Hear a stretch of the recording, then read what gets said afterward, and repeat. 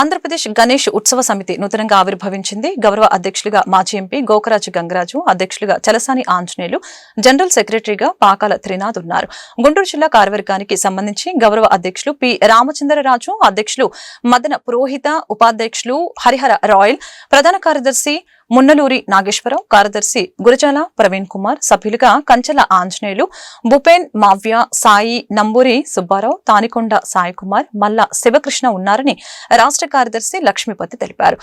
Guntur collector బంగ్లా road భారతీయ విద్యాభవన్ లో మంగళవారం ఏర్పాటు చేసిన మీడియా సమావేశంలో ఆంధ్రప్రదేశ్ గణేష్ ఉత్సవ సమితి లోగోను గుంటూరు జిల్లా కార్యవర్గ సభ్యులు ఆవిష్కరించారు.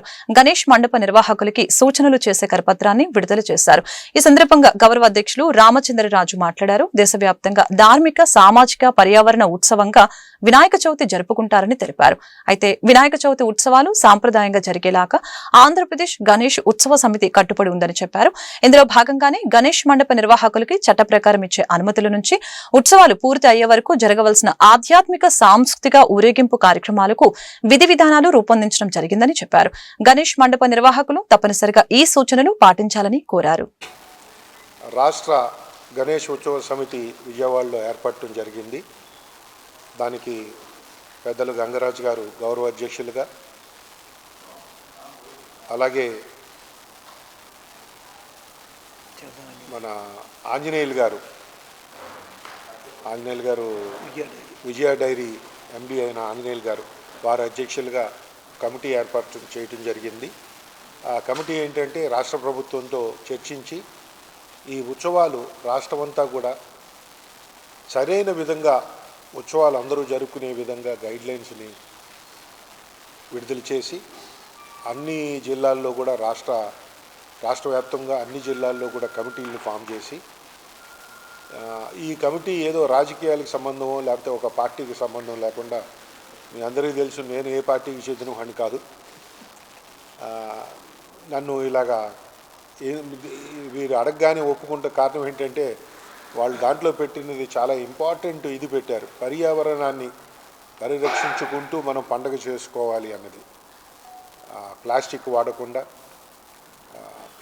ప్లాస్టర్ ఆఫ్ ప్యారిస్ విగ్రహాలు వాడినా అవి వెజిటబుల్ కలర్స్ కనుక వాడితే ఆ ప్లాస్టర్ ఆఫ్ ప్యారిస్ వల్ల ఏమి నష్టం జరగదు.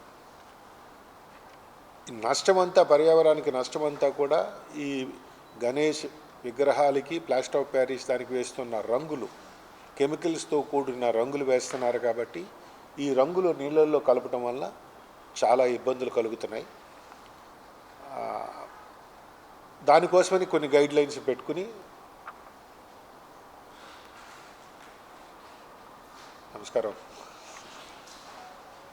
కొన్ని గైడ్లైన్స్ని అందరికీ చేస్తూ, మీరు గమనిస్తే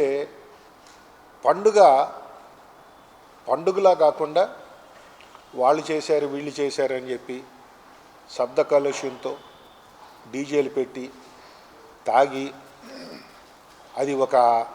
తాగి తందనాలు ఆడటానికి ఒక వేదికగా మారుస్తున్నారు. అది మంచి పద్ధతి కాదు అని ఉద్దేశంతో ఎవరు ఈ కార్యక్రమాలు చేయాలన్నా ఈ రూల్స్, రెగ్యులేషన్లు పాటిస్తూ పండుగని పండుగలాగా అందరూ హర్షించే విధంగా ధార్మిక యోజన పెంచడం కోసం ఏదైతే మన పూర్వులు పెద్దలు ఈ హిందుత్వ అనేది ఒక సాంప్రదాయము, ఇది ఒక మతం కాదు, ఇది ఒక సాంప్రదాయము, ఆచారం అనే దాన్ని తెలియజేయడం కోసం అని చెప్పి పెద్ద ఎత్తున కార్యక్రమం చేసాం. ఆంధ్రప్రదేశ్లో మొట్టమొదటిసారిగా ఈ ప్రయత్నం చేస్తున్నాం.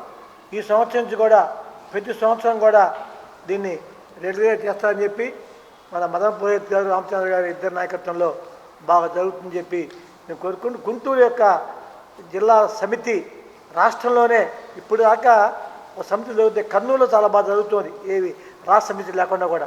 అక్కడ ఇట్లాగే పెద్ద రామకృష్ణారెడ్డి గారు వారు చూస్తున్నారు. చాలా పెద్ద ఎత్తున నిమజ్జన కార్యక్రమం కానీ, ఏదైతే ఇందాక రాజుగారు చెప్పారో ఈ ధార్మిక కార్యక్రమాలు కానీ చాలా సిస్టమేటిక్ జరుగుతున్నాయి. దాన్ని ఆ రకంగా తీసుకెళ్ళడానికి నాతో పాటు కూర్చున్న ఈ పెద్దలందరూ కూడా ఈ 5-6 రోజులు దాని గురించి ఆలోచించి ఈ సంవత్సరం ఎన్ని చేయగలిగితే అన్ని ఒక ధార్మిక తత్వంతో ఇందాక మా రామచంద్ర చెప్పినట్టుగా అక్కడ డ్యాన్సులు అవి లేకుండా సాంప్రదాయ చేస్తారని చెప్పి కోరుకుంటున్నాము. అట్లాగే ప్రభుత్వానికి ఇన్వైట్ చేసేదంటే మీరు ఆ విగ్రహం పెడితే డబ్బులు ఇంత, ఈ విగ్రహం డబ్బులు కాకుండా నిన్నే కలిశారు మనం సీఎం గారిని, తప్పకుండా కోఆర్డినేట్ చేస్తా అన్నారు. వీలంత వరకు మేము ఇన్ఫార్మ్ చేస్తాం తప్పితే మీ పర్మిషన్ కోసం మమ్మల్ని తిప్పద్దు. చాలా ఇప్పుడు జరుగుతుంది ఏంటంటే అనార్గనైజ్గా ఉండటం మూలకంగా చాలా పెద్ద ఎత్తున తిప్పటం, దానికి ఇటువంటి వాళ్ళు రికమెండ్ చేయకుండా ప్రభుత్వం కూడా దీన్ని పూర్తిగా సహకరించాలని చెప్పి గుంటూరు జిల్లా సమితి తరపున ప్రభుత్వాన్ని కోరుకుంటాం.